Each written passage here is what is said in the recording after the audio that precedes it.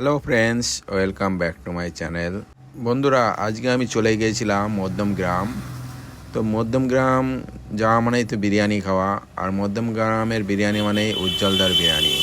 তো আজকে চলে গেছিলাম মধ্যমগ্রাম। তো মধ্যমগ্রামে উজ্জ্বলদার দোকানে যাব। তো দেখো, আমি এখন দাঁড়িয়ে রয়েছি মধ্যমগ্রাম স্টেশনে। এই স্টেশন থেকে 3 নম্বর প্ল্যাটফর্মের যে রাস্তা রয়েছে তার রাস্তার সাইডে হচ্ছে উজ্জ্বলদার বিরিয়ানির দোকান। চলে এসেছি দেখো, হেঁটে হেঁটে।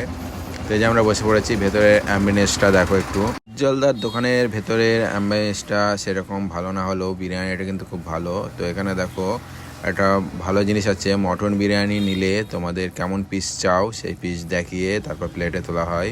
তো এই যে পিসটা দেখিয়ে দিচ্ছে কোন পিসটা হবে। তো এরকম কলার পাতায় করে দেওয়া হচ্ছে বিরিয়ানি। ও একটা আলু দিয়ে দিয়েছে, আর হচ্ছে এরকম বড় সাইজের আলু, আর হচ্ছে বড় সাইজের একটা মটন পিস। এটাই হচ্ছে উজ্জ্বলদার দোকানের একটা বিশেষ বৈশিষ্ট্য। তো তোমরা কারা কারা উজ্জ্বলদার দোকানে বিরিয়ানি খেয়েছো কমেন্ট করে জানাও। এই যে দেখো, আমাদের প্লেটে চলে এসেছে বিরিয়ানি। তো বিরিয়ানিটা দেখো কেমন লাইট বিরিয়ানি। মটন বিরিয়ানির মটনের সাইজটা দেখো কত বড়, মোটামুটি 200 গ্রাম তো হবেই। আর আলুর সাইজটাও খুব বড়। আর এখানে দিয়েছিল স্যালাড, আর হচ্ছে একটা সবুজ চাটনি। তো বিরিয়ানিটা তো খেতে খুবই ভালোই লাগলো।